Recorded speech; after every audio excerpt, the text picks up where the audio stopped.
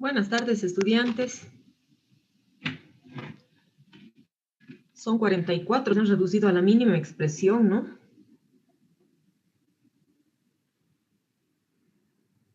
Bueno, esperando que ya estén preparados para su parcial día miércoles. Vamos a grabar esta clase. Recording in progress.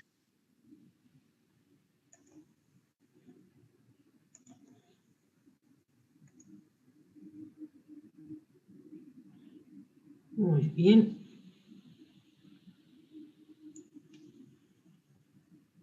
Ya estoy compartiendo la pantalla. Por favor, cualquier observación me la hacen saber.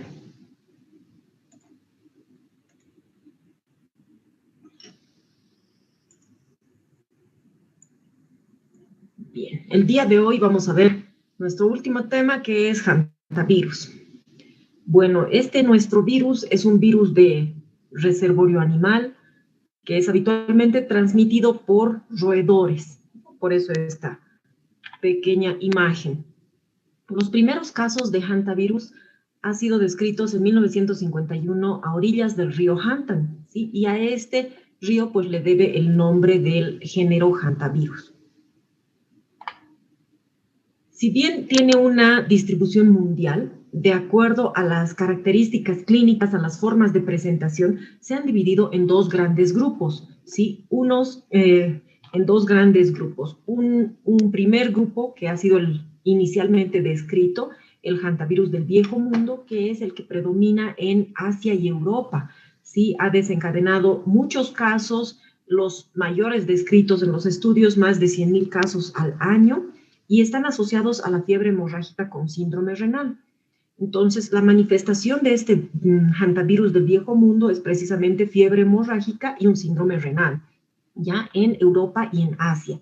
Esta presentación ha mostrado una mortalidad del 1 al 35%, y ha sido descrito o se ha encontrado este virus en Corea en 1976 y ha sido aislado a partir de este ratoncito, un roedor denominado Apodemus agrarius, ¿no? Ese es su género y especie, Apodemus agrarius. Este ratoncito también es conocido como ratón listado por la línea que tiene en el dorso, ¿no? de su pelaje. Y el otro gran grupo es el que ha predominado en el continente americano, que es el hantavirus del Nuevo Mundo. Este hantavirus está asociado al síndrome pulmonar por hantavirus y ahora lo pueden encontrar en textos como síndrome pulmonar o como síndrome cardiopulmonar. Entonces, las manifestaciones han sido diferentes en estos grupos y, por lo tanto, cada uno de estos virus también es diferente, ¿ya? Nos vamos a abocar el día de hoy solamente al síndrome pulmonar o síndrome cardiopulmonar por hantavirus porque es el que afecta al continente americano y por la forma de presentación que este tiene. Ha sido descrito como un nuevo virus, como una nueva especie en 1993 y se lo ha denominado como virus sin nombre, ¿sí? Aunque parezca raro, pero bueno, hasta ahora se lo conoce como el virus sin nombre, es un tipo de hantavirus. En algún momento se ha denominado también Crick, y cuando se lo ha encontrado el 93 ha sido en una región muy particular en Estados Unidos, donde se unen Utah, Colorado, Arizona y Nuevo México. Y es por esto que se lo ha denominado este virus también como el virus de las cuatro esquinas, ¿no? Four Corners hantavirus. En ese momento, el 93, pues tenía una mortalidad altísima, del 60 al 80%. Imagínense, comparada con la del Viejo Mundo, ¿no? Era una mortalidad altísima. Ha ido descendiendo poco a poco en el transcurso de los años y este porcentaje del 21% pues ha sido ya descrito en Uruguay el 2002. Entre el 96 y 97 han aparecido los primeros casos en Chile y Argentina. En Argentina ha sido el virus Andes, que es otra especie de hantavirus, ¿sí? Y bueno, acá el 96 ya se ha podido comprobar que hay una transmisión de persona a persona. Estos pequeños recortes son de periódicos de Chile, ¿sí? En una localidad denominada Aysén, en Chile, y esto es del 97. Bueno, este virus recibe diferentes nombres dependiendo del lugar donde se lo ha encontrado, ¿sí? Todos son hantavirus y cada uno de estos tiene su reservorio animal, o sea, es un roedor de la familia Murinae generalmente, pero cada uno de estos virus tiene su propio hospedero, ¿sí? Su propio roedor. Entonces, por ejemplo, acá en Bolivia ha sido el primer hantavirus encontrado, ha sido el virus Río Mamoré, que es un hantavirus, ¿sí? Este virus Río Mamoré se ha encontrado como hospedero al roedor Oligorhizomis microtis, específicamente para este virus. El segundo hantavirus que ha sido descrito, el virus Laguna Negra, ¿sí? Transmitido por el roedor Calomis laucha. Este ha sido encontrado en un paciente en Chile, pero esta persona había viajado por Bolivia, ¿no? Entonces, se asume que el virus ha estado en Bolivia, el virus Laguna Negra y transmitido por el roedor Calomis lauch. Otro número importante de casos que se ha encontrado en el norte o en el sur de Bolivia ha sido por el virus Bermejo, otro hantavirus, transmitido por otro roedor, Oligorhizomis chacoensis. Entonces, fíjense que cada uno de estos virus tiene su propio roedor que predominantemente transmite o es reservorio de estos virus. No nos vamos a olvidar del virus sin nombre que sigue con el nombre de virus sin nombre, ¿no? El que ha sido descrito inicialmente en Estados Unidos y también se lo encontró en Canadá. Este virus también es un hantavirus del Nuevo Mundo y ha sido encontrado en un roedor Peromyscus maniculatus. Bueno, entonces ya tenemos diferentes en Bolivia, ¿no? El 2009 ya se ha publicado en Bolivia el Manual de Normas y Procedimientos para la Prevención y Control de Hantavirus, ¿no? Que lo tenemos hasta la fecha. Y estos son los datos que tenemos en Bolivia. Si se fijan, bueno, hay datos publicados hasta el 2019. Entendemos que por la pandemia de coronavirus, pues la vigilancia epidemiológica de muchas otras patologías han disminuido, ¿no? El tema de vigilancia, pero bueno, trabajaremos con esto. Fíjense, el 2017, 18 y 19, los casos de síndrome cardiopulmonar por hantavirus en Bolivia. Sí, con una mortalidad, fíjense, de 7 de 33 personas en 2019 y aquí están distribuidos por localidad. Entonces es lo que tienen acá arriba, ¿no es cierto? Hasta la semana 30 son 33 casos que han sido notificados por hantavirus en Bolivia, 7 decesos y fíjense, los decesos pues han sido en Caranavi, Alto Beni, Caraparí, Yacuiba y en Santa Cruz un caso, ¿no? Estos han sido en Tarija, Caraparí y en La Paz, Caranavi y Alto Beni. Entonces, estos son datos reales en Bolivia y pues, bueno, seguimos con el virus entre nosotros. Vámonos a conocer al virus. Taxonómicamente hablando, pertenece a la familia Bunjaviridae. Y si se fijan, de la familia Bunjaviridae, estos son los géneros. El género hantavirus es el único que es transmitido por roedores. Ahí se encuentran los virus que habíamos visto de los dos grandes grupos, que es el virus del viejo mundo y el virus, el que está asociado a la fiebre hemorrágica, y el virus sin nombre o el virus que está asociado al síndrome pulmonar o síndrome cardiopulmonar. Epidemiológicamente hablando, hay ciertas particularidades o propiedades físicas que tiene el virus que nos interesa. Por ejemplo, es un virus envuelto en una membrana lipídica o en una doble capa lipídica y que también está recubierto por glucoproteínas. ¿Para qué nos sirve saber esto? Eso lo hace débil a la mayor parte de desinfectantes y antisépticos de uso doméstico, ¿no? Es lábil al hipoclorito de sodio, al alcohol medicinal también, al alcohol al 70%, es lábil el virus y es fácil de destruir, entonces, con muchos de los desinfectantes que utilizamos habitualmente. Es sensible a la luz ultravioleta, que significa que si nosotros mantenemos un lugar soleado, ventilado o expuesto a la luz ultravioleta, pues el virus muere fácilmente, ¿no? Es lábil. Es lábil también a una temperatura mayor a 37 grados, o sea, si queremos que el virus persista o permanezca, pues tendríamos que mantenerlo más o menos a una temperatura menor a 23 grados centígrados. También es sensible ante condiciones de pH extremas, o sea, un medio ácido o un medio alcalino importante, entonces también puede destruir al virus. Entonces es muy fácil de destruir a este hantavirus. Y hablando del hospedero, cuando les mostraba en el mapa, les decía que cada uno de estos virus, que todos estos son Hanta, fíjense, ¿sí? Pero cada uno de estos hantavirus está relacionado con un hospedero diferente, que todos son roedores, pero cada uno tiene su hospedero que está predominando, digamos, en el medio. A nosotros, ¿qué nos interesa saber? Nos interesa conocer a este pequeño roedor que es el Apodemus agrarius, que es un roedor que transmite el virus, el hantavirus del viejo mundo. Entonces, eso no se van a olvidar. Este roedor no está por acá, ¿no? Porque no estamos en esta tablita, solamente tenemos al hantavirus del nuevo mundo. Entonces, este es Apodemus agrarius, que es el ratón listado por la característica que tiene en el dorso, ¿sí? Este otro es el que se ha descrito como hospedero, realmente es el ratoncito de patas blancas. Se lo conoce como el ratoncito de patas blancas, que es el Origolisomis longicaudatus, ¿sí? Entonces, este sí se ha descrito y se ha caracterizado como transmisor del virus, del hantavirus del Nuevo Mundo. Y por aquí lo tenemos, ¿no? En los Andes, foranos, en Argentina, Chile. Sí, está con nosotros también. Aquí tenemos el Origolisomis longicaudatus, se caracteriza por tener una cola larga, una cola bastante larga. ¿Sí? Entonces se van a acordar del nombre porque es longicaudatus, una cola bastante larga. Este es el que me he equivocado, es el de patitas blancas, si no me equivoco, es el Peromyscus. Sí, porque son los 4 importantes que quería mostrarles. Este de patitas blancas, que sí es muy conocido hospedero del hantavirus del Nuevo Mundo, es el Peromyscus. No lo hemos tenido en Bolivia, pero puede estar en cualquier momento, ¿no? Porque estos 3 son los del continente americano. Este pequeñito, que es el más pequeñito de los roedores, es el Calonis laucha.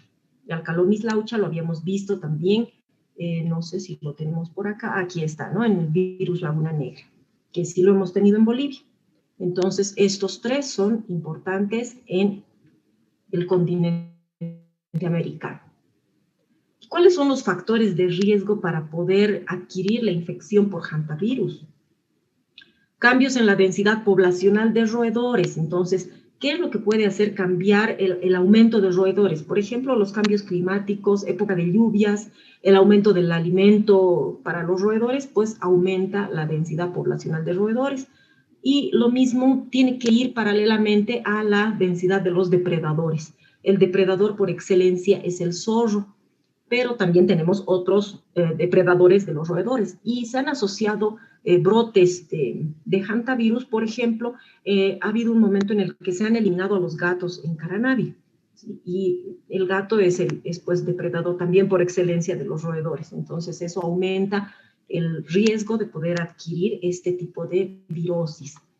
Otro factor de riesgo es el trabajo agrícola, ¿no es cierto? La agricultura, por dónde vive el roedorcito, ¿no? O sea, por dónde se lo podía encontrar. Entonces, es en lugares donde se puede refugiar.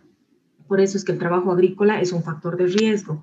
La actividad de limpieza, por ejemplo, el limpiar galpones, el limpiar graneros, lugares que han estado cerrados por mucho tiempo y que han podido servir también de refugio o albergar a estos ratoncitos, pues es otro factor de riesgo. El tener comida, el tener basura, pasto, muebles incluso botados, pues sirven de refugio a los roedores y ese es un factor de riesgo para poder tener la infección por este virus. ¿Cómo se va a transmitir? Los aerosoles son la principal ruta de transmisión del hantavirus, ¿sí?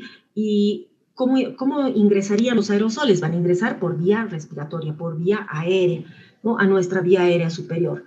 Estos aerosoles los vamos a encontrar o van a partir de excretas, saliva, orina, heces de los roedores que pueden aerosolizarse y van a entrar en contacto con nuestra vía superior, vía aérea superior. También puede haber el ingreso por contacto con heridas, por ejemplo, con las mucosas como la conjuntiva, es importante. La transmisión de roedor a roedor es horizontal. O sea, el virus no hace daño a los ratoncitos, ¿sí? Y está durante toda su vida. puede transmitirse de roedor a roedor de manera horizontal y puede ser por mordeduras. También se ha encontrado que la mordedura entre el roedor a la persona puede transmitir la infección en casos ocasionales, ¿no? Dependiendo del tiempo, la saliva y el estado de portador del virus. Como les había mencionado al inicio, se ha confirmado esto, ¿no? De la transmisión de persona a persona y se ha visto especialmente en personal de salud o personas de un contacto muy cercano en el hantavirus en Argentina.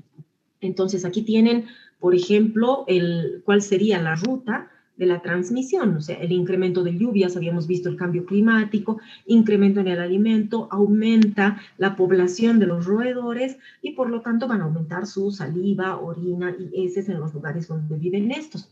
Estos pueden ser aerosolizados cuando nosotros los levantamos del piso, por ejemplo, barriendo, está generando polvo esta persona y está aerosolizando esas partículas de polvo en las que se encuentra el virus y va a ingresar por vía inhalatoria a la persona. Por estas excretas también pueden estar, o sea, otros roedores pueden estar en contacto con orina, heces, y de esa manera puede también transmitirse de roedor a roedor, ¿sí?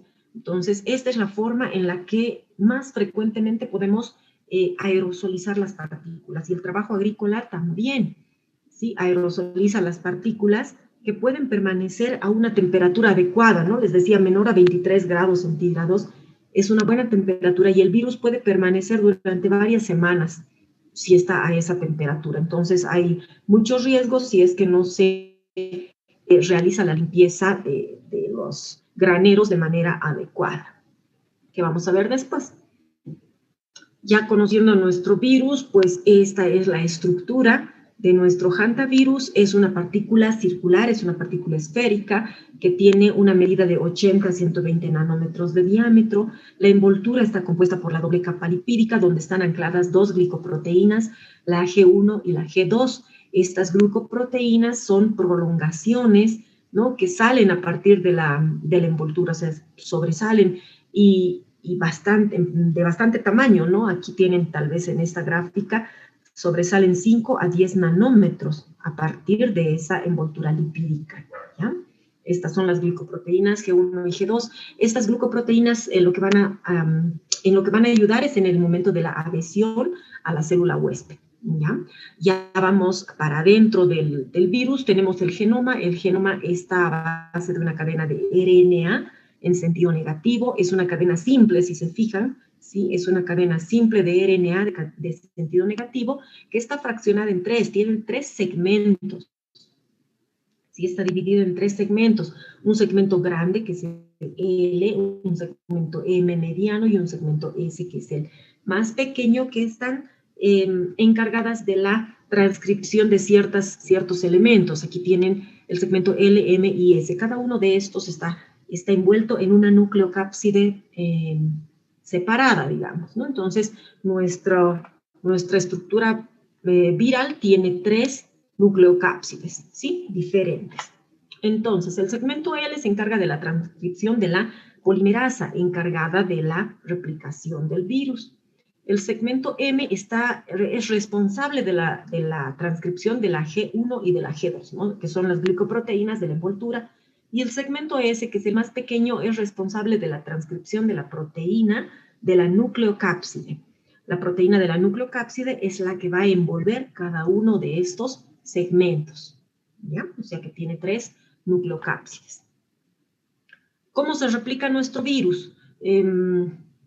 Aquí tenemos nuestro virus, su envoltura, ¿sí? Las glucoproteínas G1 y G2 toman contacto con el receptor de su célula blanco, que la vamos a conocer enseguida, e ingresa por endocitosis directamente a una vesícula endocítica. La vesícula endocítica, o sea, la membrana de la vesícula endocítica se fusiona con la membrana o con la membrana o con la envoltura del virus y se abre dejando paso a la salida del genoma, ¿no?, del material genético del virus. La replicación o la transcripción se lleva a cabo en el citoplasma celular de la célula blanco, de la célula huésped. Entonces aquí tenemos nuevamente el segmento L, que va a encargarse de la transcripción de de la polimerasa responsable de la replicación viral, el segmento más pequeño que es responsable de la proteína de la núcleo cápside, ¿sí? La nucleoproteína, y el segmento M que va a ser responsable de la transcripción de las glucoproteínas de la envoltura G1 y G2. Después de este proceso de transcripción, pues estos elementos pasan al aparato de Golgi, de donde obtiene la envoltura, ¿sí? Se envuelve nuevamente el virus y está listo para acercarse a la membrana celular y salir por endocitosis, ¿sí? Sale por gemación. Entonces, si ustedes se fijan en este ciclo de replicación, no ha habido daño celular, no ha dañado a su célula huésped, no ha generado apoptosis, ¿sí? Solamente ha utilizado a la célula para su replicación. Y hablando de patogenia y patología, vamos a comenzar por un periodo de incubación, ¿ya? Estamos hablando del síndrome cardiopulmonar por hantavirus. Entonces, acá tenemos un periodo de incubación de 2 a 4 semanas. El virus ingresa entonces por vía inhalatoria, los aerosoles ingresan a vía aérea superior, y más o menos este periodo de incubación de 2 a 4 semanas, o sea, en este tiempo lo que hace el virus es replicarse en el tejido linfático de la vía respiratoria alta, y se encuentra en las células mononucleares. O sea, se replica y luego sigue replicándose a nivel de las células mononucleares.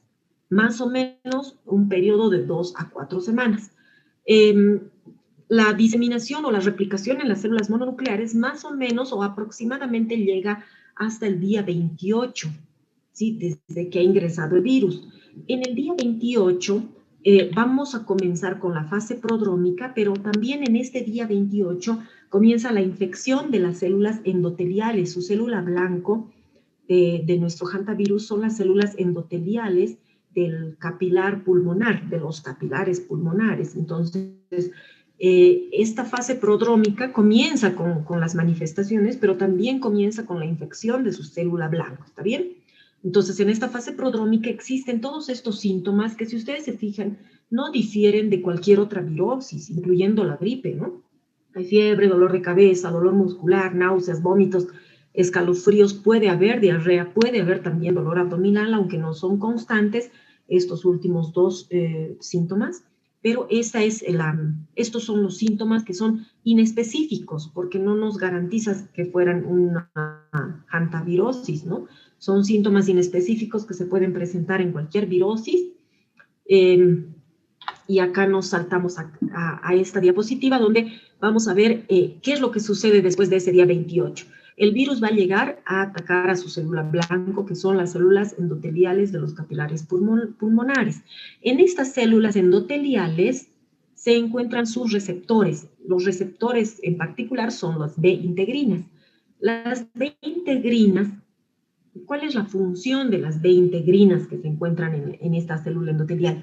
Las B-integrinas son responsables, como su nombre lo dice, de la integridad del endotelio, de la integridad de los capilares, es responsable de la reparación de los vasos, ¿no? La tracción de plaquetas, es responsable de la respuesta inmunitaria y la activación de las citoquinas. Entonces, lo que hace el virus es unirse a estos receptores que serían las B-integrinas y alterarlos. Entonces, al no haber la función correcta de las beta-integrinas, se altera la permeabilidad de este endotelio capilar. Entonces, fíjense ustedes, hay salida de líquido, hay salida de agua del capilar pulmonar hacia el intersticio pulmonar y por lo tanto va a causar edema pulmonar. ¿Ya? Lo que tenemos acá, fíjense, la unión a las beta-integrinas. Aquí están las funciones de estas integrinas. Y bueno, lo que estaría haciendo el virus es alterar la función correcta de estas integrinas. Por lo tanto, están conduciendo a un incremento de la permeabilidad vascular. Sí, aumenta la permeabilidad vascular. Esto va a ocasionar edema pulmonar.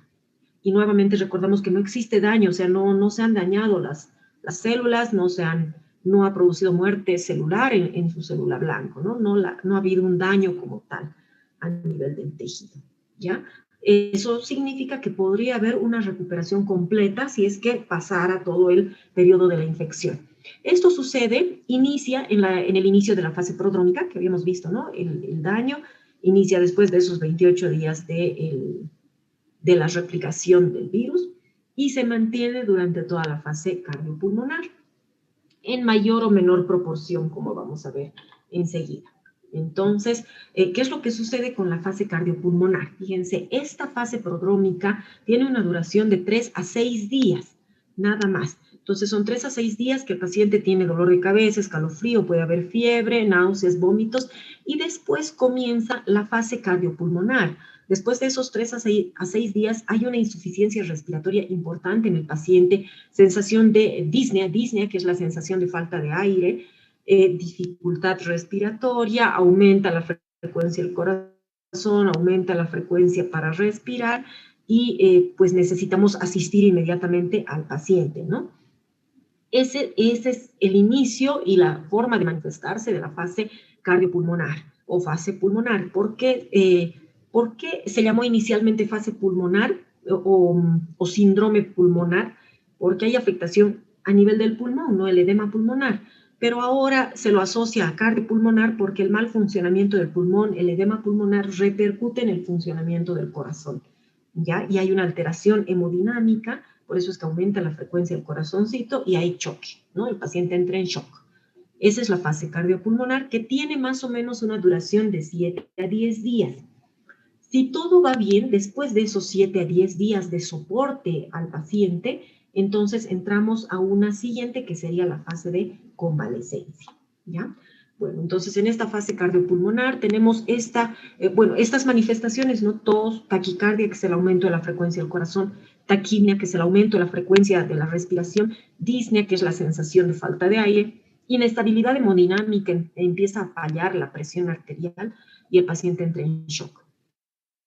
Esta es una evolución de las imágenes radiológicas de un paciente con un síndrome cardiopulmonar, que inicialmente en la fase prodrómica podría tener una placa de tórax normal y después, al finalizar la fase prodrómica, ya en la fase cardiopulmonar, pues tiene una evolución tórpida, muy rápida.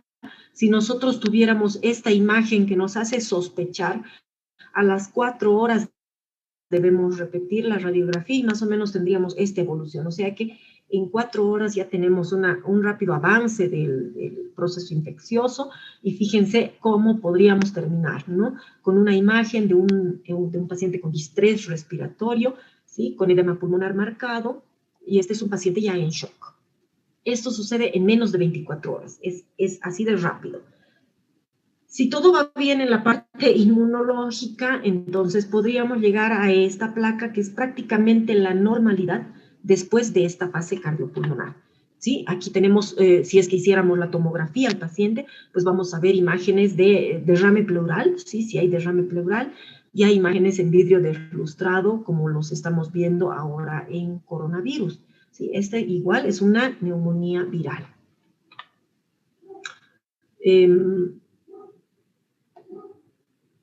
Como les decía, si tenemos buena evolución, más o menos la fase cardiopulmonar tiene una duración de 7 a 10 días. En estos 7 a 10 días, pues el paciente tiene que ser monitoreado, asistido y ventilado, ¿no es cierto? Conectado a un ventilador mecánico. Y si todo va bien en la parte del sistema inmunológico, pues entraremos a la fase de convalecencia, que es ya la mejora del paciente. Inicia entre el día 10 a 15 aproximadamente y tiene una duración bastante prolongada.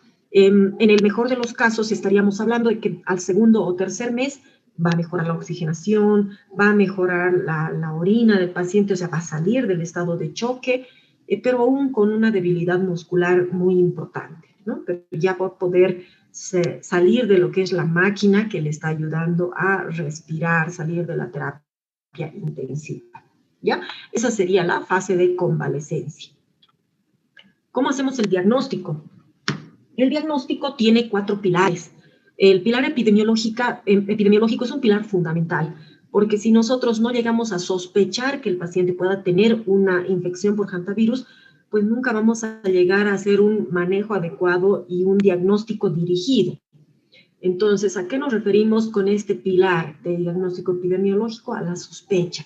¿De dónde viene el paciente? ¿Qué actividad ha estado haciendo? Si ha estado en en contacto con alguna excreta de roedores, o sea, si han habido factores de riesgo o actividades de riesgo para pensar en una infección por hantavirus. Eso es lo más importante. Si no sospechamos de una infección, pues no vamos a llegar a hacer el diagnóstico correcto, ¿ya? El segundo pilar diagnóstico es el pilar clínico. Entonces, tenemos que ver las manifestaciones del paciente. Mientras no haya ninguna manifestación en el periodo de incubación, generalmente el paciente, bueno, nadie va al médico, ¿no es cierto? En la fase prodrómica, cuando el paciente está con síntomas inespecíficos, es cuando nosotros tenemos que indagar los antecedentes epidemiológicos del paciente y ya empezar a calcular la cantidad de días, mejorar la oxigenación, y eso es parte del diagnóstico clínico. El tercer pilar es el diagnóstico radiológico. Como les decía, inicialmente podemos tener una radiografía de tórax totalmente normal y una tomografía también normal, ¿no? Pero en el transcurso de pocas horas, si es que sospechamos, vamos a pedir en el tiempo adecuado un control y ya nos vamos a encontrar con la fase cardiopulmonar. El diagnóstico microbiológico. Ahora nos dirigiremos al diagnóstico microbiológico. Pues, ¿cómo podemos o qué es lo que podemos hacer para poder llegar a un diagnóstico de hantavirus como tal? Podemos dirigir el diagnóstico a la detección de anticuerpos, ¿no? IgG e IgM. IgM es la primera inmunoglobulina en aparecer en todas las infecciones. IgG es la segunda, es la inmunoglobulina que se mantiene, ¿no es cierto? La podemos detectar a través de pruebas de ELISA.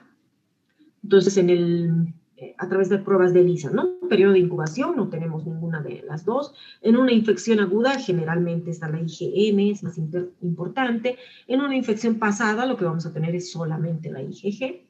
Y si queremos hacer detección ya del genoma, del RNA de nuestro virus, pues podemos hacer pruebas de PCR en tiempo real, que es la reacción en cadena de la polimerasa, que es la amplificación del genoma viral, o también Western blot, ¿no es cierto?, que nos va a dar la característica de cada una de las glicoproteínas del virus. Entonces, es parte del diagnóstico microbiológico. Acá quería mostrarles qué es lo que sucede con la curva de formación de anticuerpos. Les decía que la IgM es la primera en aparecer. Y fíjense, si hay un inicio de síntomas, que estamos hablando todavía en la fase prodrómica, ¿no? Hay un inicio de síntomas, pues la IgM la tenemos todavía bajita, ¿no? Cuando hay síntomas manifiestos, ya vamos a tener niveles buenos de nuestra primera inmunoglobulina, M, que es un anticuerpo que va a estar dirigido hacia las glicoproteínas G1, G2 o a la nucleocápside. Aquí tenemos dos elementos diferentes, dos curvas diferentes. Nos vamos a ir a la primera. Acá tenemos un momento de viremia, ¿no? Entonces el virus ingresa, vía respiratoria alta y comienza a replicarse. Les decía que el periodo de incubación puede variar de 2 a 4 semanas. Bueno, en este ejemplo vamos a pensar que son 2 semanas y al día 14 ya termina el periodo de incubación y empieza la fase prodrómica. En esta fase prodrómica el nivel de carga viral ha sido altísimo, o sea, ha habido una replicación viral importante y empieza el prodromos, o sea, empieza el malestar, la fiebre, el dolor de cabeza, dolores musculares, y cuando empiezan los síntomas, fíjense que las inmunoglobulinas recién están empezando a aparecer. Fácilmente, 3 a 6 días, estamos ya entrando a la fase cardiopulmonar. En la fase cardiopulmonar, en este caso, hay disminución ya de la viremia, es decir, que el virus ya se ha replicado en grandes cantidades y está empezando ya el bloqueo de esa replicación viral por los anticuerpos que están ya en un nivel importante. Nuestra IgG y nuestra IgM están en niveles detectables en esta fase cardiopulmonar. Tenemos anticuerpos neutralizantes que están bloqueando también la replicación viral y tenemos a los inmunoblastos. Estos inmunoblastos son los que tienen acá en esta figura. Son células del sistema inmunológico, son monocitos que son más agrandados, hablamos de unas 5 micras más o menos, son agrandadas y han sido producidas bajo estímulo de algún antígeno importante, en este caso nuestro virus, ¿sí? Y bueno, va a bajar la viremia y por lo tanto el paciente va a recuperar, estamos hablando de un día 28. Bien. Si hablamos de un síndrome cardiopulmonar leve, esto es lo que sucede. ¿Qué pasa en un síndrome cardiopulmonar grave? Tenemos lo mismo, la viremia, la fase prodrómica, y en la fase cardiopulmonar, en esta fase tan delicada, pues no disminuye la viremia, la carga viral o la replicación viral disminuye, pero no por completo, ¿sí? Se detiene en algún momento y se detiene tal vez por la elevación de estas inmunoglobulinas G y M, pero no tenemos anticuerpos neutralizantes, no hay producción de anticuerpos neutralizantes, los inmunoblastos empiezan a multiplicarse mucho más, o sea, aparecen en gran medida. Esto es por el estímulo del antígeno, y pues no hay una buena respuesta inmunológica y el paciente fallece. Entonces les decía que esto, les decía dónde era, acá, ¿sí? Que podíamos tener una evolución buena, sí, dependiendo de nuestro sistema inmunológico, pues como no hay un daño tisular, no hay un daño de órgano, el pulmoncito puede llegar a recuperar en su totalidad, ¿sí? Ese líquido del pulmón, ese edema pulmonar, es el que se va a ir reabsorbiendo, es el que se va a ir manejando en terapia intensiva hasta llegar a esto, a una placa igual a la del ingreso o a la del inicio de la fase prodrómica, ¿no? Una radiografía normal. Pero no sucede en todos los casos y por eso es que también tenemos algunos datos de mortalidad y esto sucede en todo el mundo, ¿no? Pero esta es la causa, ¿ya? Esta es la razón. Bien, ¿cuál va a ser el manejo? El manejo es importante no descuidar la necesidad de oxígeno del paciente. O sea, tenemos que estar viendo la oxigenación del paciente, necesidad de oxígeno, darle el aporte de oxígenos que necesita. Y si necesitamos colocarlo a una máquina en terapia intensiva, pues hay que hacerlo de manera precoz. Esto avanza rápidamente en el transcurso de horas, como han visto, entonces el manejo tiene que ser bastante rápido. Líquidos, lo puse entre signos de interrogación, porque si bien el paciente tiene datos de hemoconcentración, no podemos abusar de los líquidos porque eso empeoraría el edema de pulmón. ¿Ya? Por eso es que el manejo tiene que ser en la unidad de terapia intensiva. Se han probado antivirales.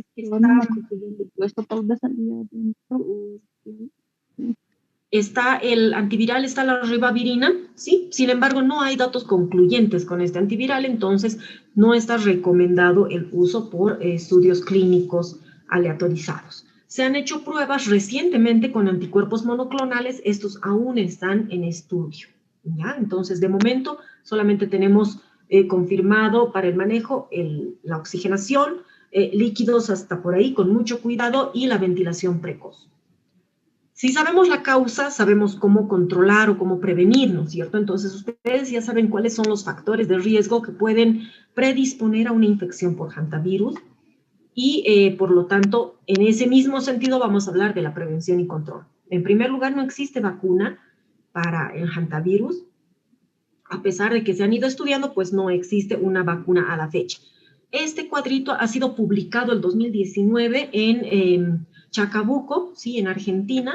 ¿Y qué es lo que nos recomienda? Mantener la vivienda limpia y evitar, o sea, para evitar la presencia de roedores, ¿no? Especialmente donde hay bastante campo, campo, pastizal, agricultura y demás, donde sí pueden haber roedores. Ventilar los espacios cerrados es importante. Antes de barrer se recomienda el rociar con lavandina, ¿no? Con hipoclorito de sodio y humedecer el suelo para no levantar aerosoles en el momento del barrido, ¿sí? Tapar los orificios en puertas, paredes y rejillas, esto es para evitar el ingreso de los roedores a la vivienda. Cortar el pasto regularmente porque el pasto crecido les sirve de refugio a los roedores. En el momento de acampar, pues lejos de las malezas basurales, esa es la recomendación, porque también hay un número importante de hantavirus en Argentina. Aparte de esto, voy a añadir las medidas de bioseguridad que tienen que ser básicas y que no podemos dejar de utilizarlas para prevenir hantavirus, ¿sí? El uso de barbijo, porque el ingreso es por vía aérea, es el principal ingreso, ¿no? Por inhalación de los aerosoles. Entonces, el usar barbijo, el lavado de manos, la desinfección de fomites. Fomites son los elementos que podrían trasladar de un lugar a otro el virus. Bueno, tenemos que desinfectar, no sé, basureros, alzadores, escobas, todo lo que podría estar en contacto con alguna excreta de roedor. Y no se recomienda el uso de ventiladores o aire acondicionado porque también esto genera el levantamiento de los aerosoles. ¿Está bien? Estos son los textos que han sido revisados para poder dar esta teórica. No sé si tienen ustedes alguna pregunta.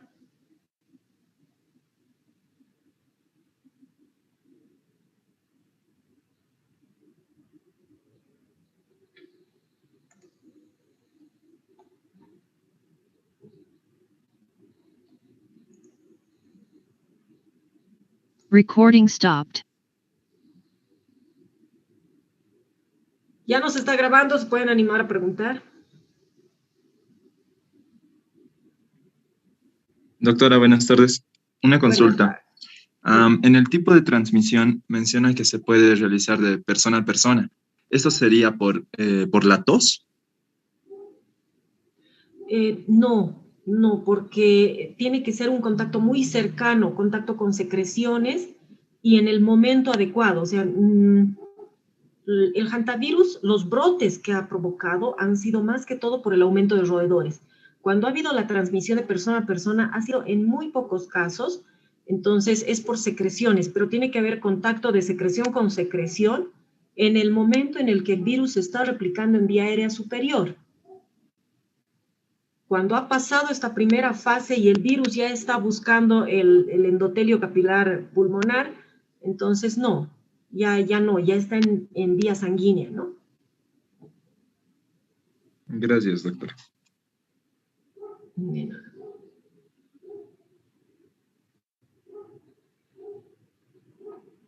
Aquí tengo una pregunta, dice, ¿el contacto con gatos sería un mecanismo de transmisión? No, más bien los gatos son buenos para evitar este tipo de infección, o sea, este tipo de virus. Como les decía, ha habido un momento en el que han, no sé cuál ha sido la causa, pero se han envenenado a todos los gatos de Caranavi. Entonces han empezado a aumentar las infecciones virales transmitidas por roedores. Hantavirus no es la única, pero hantavirus está entre ellas, ¿no? Los gatos no transmiten, entonces no hay problema.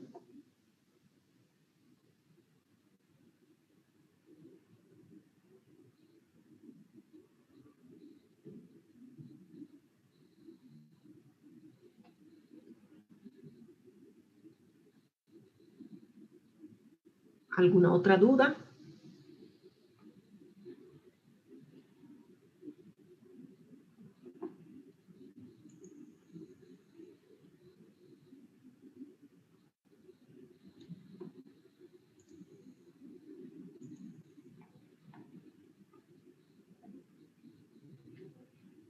¿Ninguna duda más? ¿Todo claro?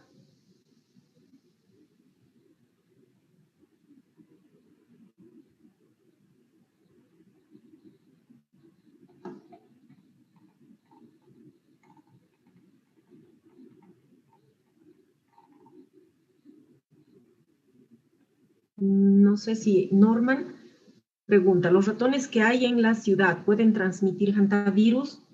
Los ratones que hay en la ciudad no son de los géneros que les he mencionado.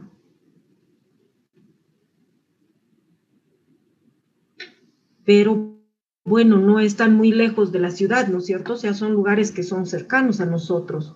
Y bueno, en La Paz tenemos diferentes temperaturas y estamos hablando especialmente del norte de La Paz, ¿no? Aunque Sudiungas también es un lugar cálido, entonces ahí tenemos que ver la población de ratones, la población de roedores. Y lo que se tiene que hacer es más bien eliminar la población de roedores. Pero estas medidas solamente se toman cuando hay detección de casos, ¿ya?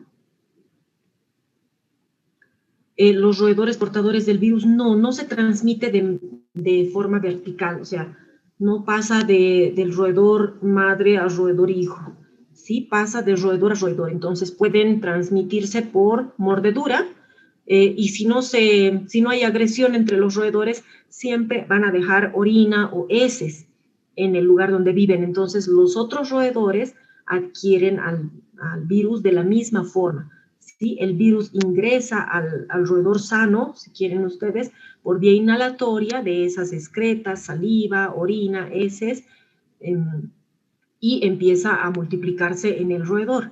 Al roedor no le hace daño, no lo mata, o sea, le sirve de hospedero, ¿ya? El género de los roedores, me están preguntando. Sí, el género de los roedores que están acá no les digo en Bolivia, pero son muy cercanos y son de virus que han sido encontrados en Bolivia. El Oligorhizomis longicaudatus es el cola larga. El Apodemus agrarius es el de patitas blancas. Y el pequeñito es Calomis laucha, se van a acordar del yauche, ¿ya? Calomis laucha. En algún momento se ha visto que Calomis callosus también podía ser un reservorio.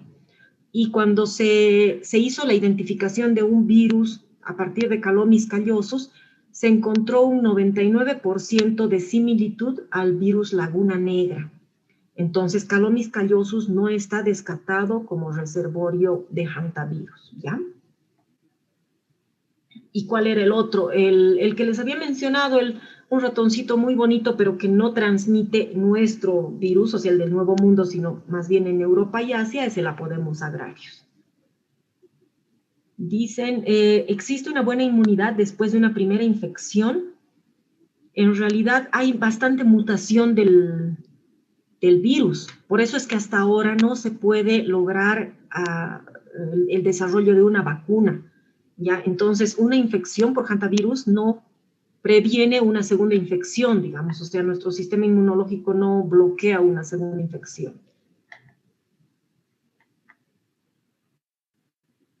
Dice, buenas tardes, doctora, la temperatura a la que era sensible el hantavirus, sensible, eso significa que se muere, ¿sí?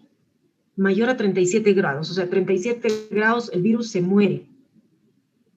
¿Tendría algún efecto en la fiebre? En realidad no. En la fiebre sí disminuye un poquito la replicación viral, pero ya está en la cúspide, como ustedes han visto. La fase prodrómica empieza con fiebre y la fase prodrómica es cuando ha llegado la replicación viral ya al pico, ¿no es cierto? La fiebre puede disminuir, pero no soluciona el problema, ¿no? Porque ya está habiendo daño a nivel ya ha habido daño a nivel de la célula blanca, o sea, ya se ha unido al receptor y está empezando a alterar la función del endotelio capilar pulmonar. Pero es una muy buena pregunta.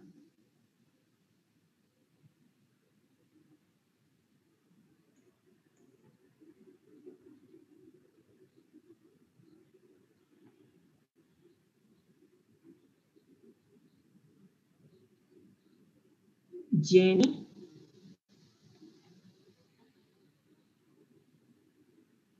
Es la última teórica, pero nos vamos a estar viendo.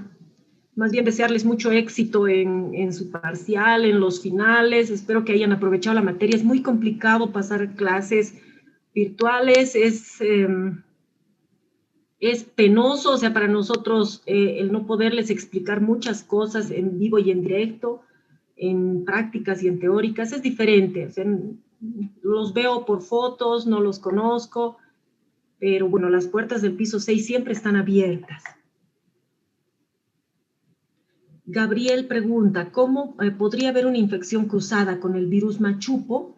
En realidad, cuando se ha visto a un animalito, un reservorio, no lleva al mismo tiempo dos agentes, ¿no? Ni en el caso de las bacterias, ni en el caso de los virus.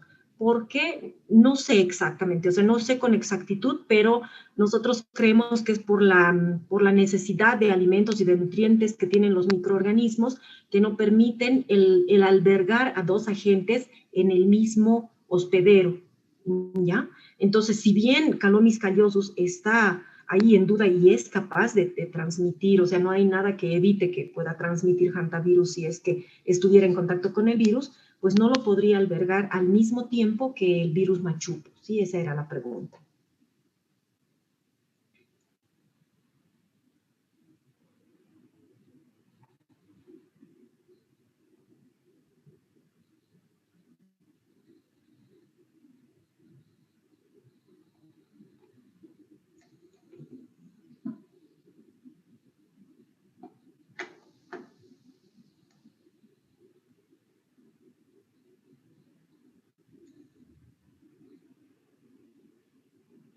¿Alguna otra duda?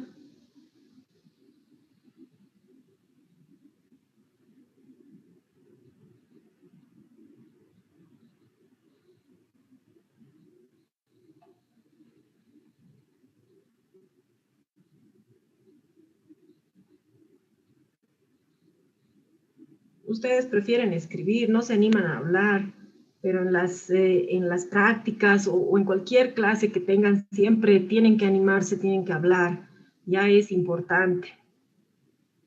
A veces es más fácil empezar detrás de una máquina. Creo que no hay más preguntas en relación al tema. Como les decía, es la última teórica, pero bueno, las puertas del piso 6 están abiertas para lo que ustedes necesiten, no necesariamente microbiología, es lo que siempre les hemos dicho. Si estamos ahí, saben mis horarios de prácticas, entonces pueden acudir ante cualquier necesidad, ¿sí? Muchas gracias a todas las personas que han preguntado, que han participado, no solamente ahora, sino en todas las otras teóricas. Éxito, que les vaya bien en sus clases y espero que ya nos conozcamos cuando ustedes estén en tercero.